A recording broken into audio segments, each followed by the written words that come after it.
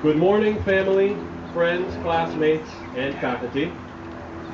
I believe it was Nietzsche who said, "What doesn't kill you makes you tired." Stronger, sorry. No, actually, it does say tired. You'll forgive me, it was rather late when I was writing the speech. Throughout the year, when people have asked me to describe my experience in this program, I've told them that it feels a bit like a science experiment. Take a healthy man in his late 30s who has been regularly exercising for the better part of 2 decades. What would happen if he just stopped for 1 month? He usually gets about 7 hours of sleep every night, but what if we trimmed that to 4 or 5 hours? He's normally a sociable person who likes talking with family and friends. What if for 9 months we just deprived him of all human contact? He may be happily married now, but what if for 9 months he just let his wife do all the work? Now, the fact that I personally chose to complicate this little science experiment with the birth of my second son and the planning of a cross-country move, that's just the result of my own questionable judgment. But the fact is, I am pleased to report today that I and my marriage have survived this grand experiment. In fact, everybody who is here in the first few rows, you have all managed to survive your own personal versions of this experiment. You have ignored friends. You have pushed your bodies beyond their natural limits. You have laid waste to family commitments, and for this, I salute you. You have also, due to your own questionable judgment, asked me to speak on your behalf today. So, let me now move beyond the deprivations of this year, beyond the frenzied byproducts of our learning, and attempt to speak to the learning itself. When I started at CSUN, I was here to check a box. I had been a substitute teacher, part-time teacher, summer school teacher, and when I came to CSUN, I came here to get my credential and get out as fast as I could. Of course, I was hoping to pick up a little bit of pedagogy along the way, a few helpful hints, you know, but that was it. And, well, I got a lot more than I bargained for. First and foremost, this program has taught me how little I actually know. It has also helped me to fill in some of the gaps. This is the part of this speech where I'm supposed to talk about how wonderful it all went and how much we've grown, and we have. And yet, as I've tried this past week to find the words to enthusiastically yet accurately encapsulate this journey that we've been on, I have struggled. And the one thought I keep coming back to is this one. This has been a messy year. And I say that with love, because I think we overvalue perfection. We learn about it. We strive for it, and we should. In our core classes, in Ivan's class, we learn about the ideal of teaching, what great teachers are supposed to be. And we went out every day on our student teaching assignments, and we tried to be that ideal. And sometimes, for a few fleeting seconds, we reached it. But usually it was messy. We got things wrong. We talked too much. We didn't talk enough. We over-prepared, under-prepared, stumbled and stammered through periods that were too short or too long with students who were too slow or too quick or too quiet or too loud or tuned out or what have you. It was a messy year. At times we've gone full circle, learning theories, trying to put them into practice, and getting frustrated and saying, this doesn't work in the real world, and then stumbling a little more and persevering, and every now and then having one of those moments where we say, but it does work, I was just doing it wrong before. It was a messy year. But here's the thing. Learning is messy. When I think back on the greatest moments of learning in my life, they were these true aha moments. These were never pristine moments. They were bald, pimply moments where bowling balls lodged themselves in my throat and my cheeks were flushed. They were magical moments of messiness, okay? And this year's been filled with those moments for me. It has been filled with these sort of moments for all of us. And we are thankful for that. We are better teachers because of that. And I think that is the biggest lesson that I take away from this year.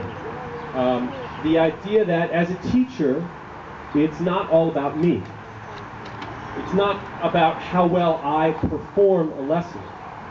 It's about whether or not I have created a lesson that allows my students to get messy. And there's one other point I think is important, and I really feel like this speaks to the heart of why we're here. And it's this. J. I have like 2 lines of the letter J. I'm sorry, as I mentioned, it was rather late when I was writing this. I'm going to skip ahead to the thank yous. We want to thank our teachers, first and foremost, for getting us messy, for filling our brains and our schedules and our inboxes and our lives with their passion and their wisdom. I imagine that being a teacher who teaches other teachers is probably kind of a rough gig. Somewhat akin to lecturing to a room full of aspiring theater critics. But lest you claim that it is a thankless job, let me, on behalf of all my classmates, offer our sincere and our profound thanks to you. To our master teachers, you have invited us into your classrooms. You have trusted us not to screw up your students. This is not a small thing. You've been patient with us, you've encouraged us, and you've given us space to try and fail and try again. Thank you for sharing your wisdom, your time, your classrooms, and yourselves. Thank you for your generosity. The biggest thank you goes to our families and our friends who have supported us along this journey.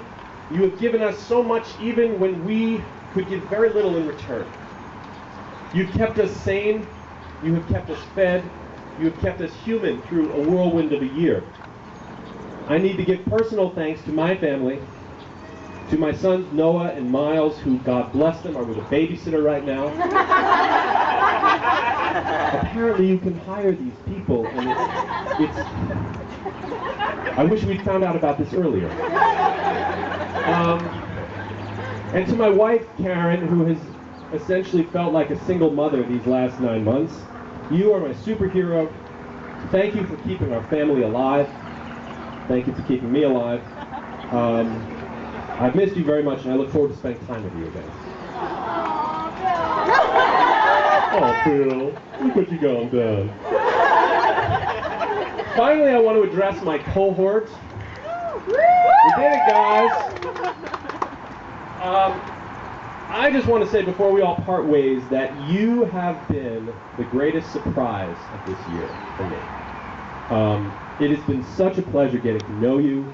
We've gotten so close in such a short amount of time, and it's going to be strange to not see you anymore every week. To whom will we complain? You are all individually such remarkable humans, and as a group, forgive me for saying this, I am impressed with us. And here's the thing. I know that you're all going to be phenomenal teachers. Kyle, I want to be in your math class. Not literally, of course, that'd be ridiculous. But if I were in high school, Christine, I want to be in your English class. Christina, I bet your biology class is going to be amazing. And my God, I'm not even halfway through a fraction of the names that start with a K sound. I feel like they fill our cohort directly from the alphabetically. Guys, we've made it, and it has not killed us, and that's great. And you know, I think we are stronger as a result. Tired, yes, profoundly tired, but stronger. For years, I have written stories, and maybe it would take a week or several months or 1 year or more to get a story just right. And I thought I worked real hard at it. But now I know that wasn't hard. After this year, I've realized that teachers need to create stories, need to craft interactive multimedia performances every single day. That is hard. But we did it. And if we can do that while taking 4 or 5 classes at the same time, I really think we can do anything. So it's been a messy year full of highs and lows, but when I strip all that away and look at where I stand right now, I'm a much better teacher than I was 9 months ago. And we are all much better teachers than we were 9 months ago. So thank you all for being a part of that journey, and good luck with all that lies ahead.